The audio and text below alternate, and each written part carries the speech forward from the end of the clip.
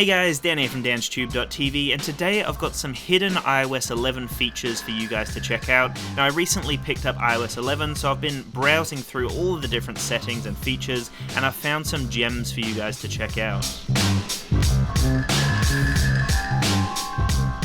In terms of aesthetic changes to the operating system, the only thing I guess you can immediately notice is this dock down the bottom. Now, it actually looks very similar to the Mac dock, and it works really well on the iPad. This is something that I guess they've needed for a long time. It didn't make sense why they never had it. They've finally got it, so it works really well. We've got the dock, which you can add as many as you want. I think there would be a limit. I'm assuming there would be a limit depending on the size of your iPad, but so far I've been adding multiple icons down to the bottom here, and I haven't had any issues. You will see there are 3 icons off to the right-hand side. Now, they are my most recent applications that I've opened. So say, for example, I open up Google. This is my iOS 11 search. Now, if I drag up from the bottom like I normally would for my control center, I actually get the dock now. So what I can do is I can press and hold on an application, and I can drop it in there. Now, that works really well. Unfortunately, on my iPad, I can't do the whole side-by-side where you pull down and it splits the display. That is unfortunate, but other iPads will have that. Now, if I pull up to the dock again, but I pull up one more time after that, then it will take me through to my brand new customizable control center. Now, this will show me all of my applications that I have open here. And then from there, I can also customize these icons, which I will show you in a second. Off to the side here, if I tap on that, I can pull up my volume and play around with that in a more interactive manner. I can also just do it gently by tapping on here, or I can press on it, or press and hold, sorry, and then I have the option to do that from there. Now, that all works really well, and I've been extremely impressed with that. The other aesthetic that has changed drastically is now your notification center. So when I drag down, it actually looks like it takes me back to the lock screen, which is ridiculous. And then I can drag up, and it will take me back to the home screen. So that's something that's really interesting. That's an interesting design choice by Apple.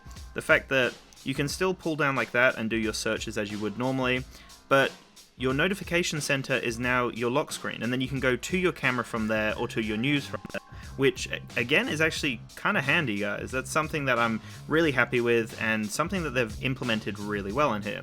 Now, a few things they have changed: app icons. They've changed a few, or they've overhauled a few applications. Now, one of them is the App Store. It actually looks completely different now. As you can see, we've got a brand new layout now, a lot more user-friendly. I love the user interface here. Very clean, very nice, and things have just been updated here, and I'm sure a few other applications will kind of follow suit with this kind of look. One thing that is available for iPad users, which is actually really handy, is the ability to drag multiple apps. So if I press and hold on an application to get it to the point where it starts jiggling, and then I tap, tap, tap, you will see that I now have 4 applications that I'm holding straight up. As you can see here, I let go, and I just dropped 4 applications. So it's as simple as tapping, and it works really well. You can just drop multiple applications in, and that's something that I'm really happy to see on my iPad. Browsing through the settings, I've noticed they've changed quite a lot through here. So the first thing that I think I really noticed was the iPad storage. So this is a completely new interface here, and it actually has some smart recommendations. So as you can see here, you can offload unused apps. So if I enable that, it will automatically offload unused apps when you're low on storage. So a very handy feature. You can auto-delete old conversations, and you have a few other options in here. That was one thing that I noticed straight away. The other thing is now Siri and Search have been enabled or kind of connected together in this one setting here. So this allows you to kind of look through all of your settings all in the one spot. Very nice, and it gives you a little bit more functionality there. Another addition is this accounts and passwords section. So this allows you to put all of your accounts and all of your passwords all in the one spot within the settings. So again, a really nice little feature there. One thing I always like to do when a new update comes out is go to the accessibility. Now, amazingly enough, they add some great accessibility features that are great for almost everyone, and some things I actually would prefer over just the normal functionality. Anyway, I'll explain to you right now. So the first thing, we've got Siri here. So you have the option to type to Siri. So if I enable Siri from here, you will see that when she pops up, hello Siri, are you there? Siri? There we go. So now I can actually type to Siri. So if for some reason you can't communicate with your application, or it's too loud in the environment that you are currently in, then you can type to Siri, which makes it very easy. Another thing while we're on this screen here, on your iPad, what you can do is you can now tap on a letter, and you can drag down to get that symbol that is behind that letter or above that letter. So as you see, I can drag down and it will enable that special character, which is very handy and something that I've definitely been using a lot more than I thought I would. Very handy, simple little accessibility thing, and that was kind of just enabled with iOS 11.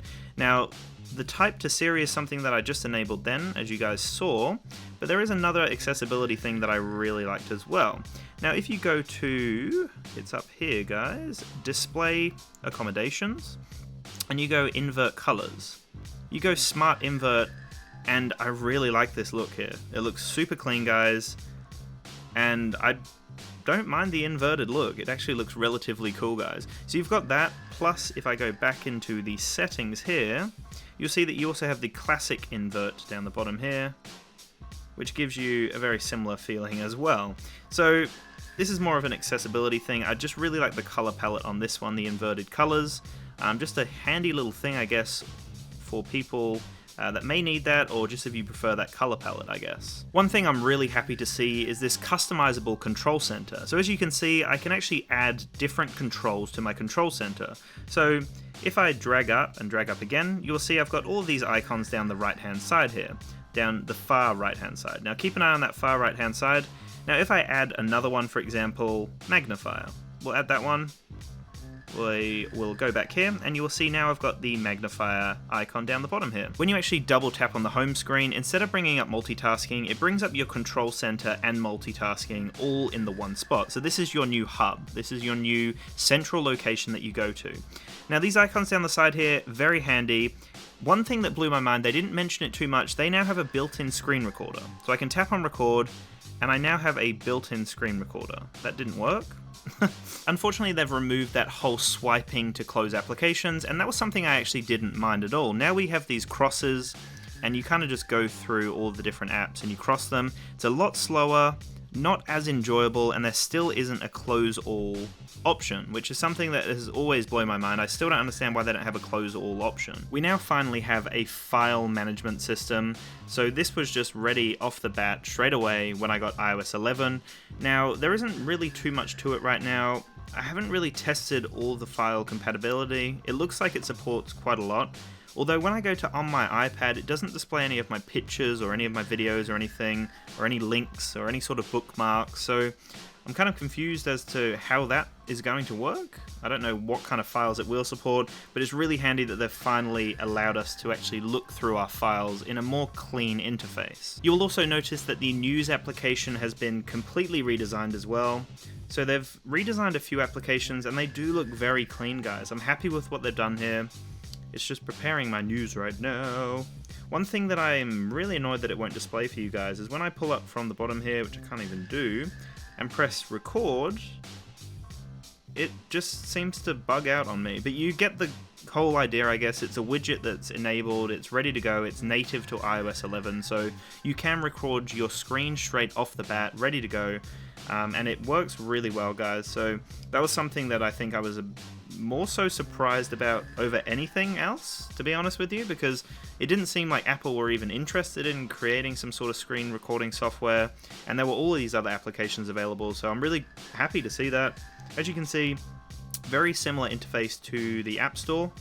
I do like this interface. I love the big tabs down the bottom. I love the big imagery, the text. It pops and it is easy on the eye, so I'm happy with that. The only other thing that I guess I want to show you is the recording thing. So everything else is kind of just ready to go. It's all just simple improvements. You've got bolder text, you've got nicer animations, you've got a few things that pop a little faster. And overall, the experience has been really nice so far. If you've got some other hidden features or anything else that you'd like to let me know about when it comes to iOS 11 or the future of iOS, then definitely let me know in the comments below. I really do appreciate your support though. Thank you so much for watching. Make sure to have a splendid day and peace out.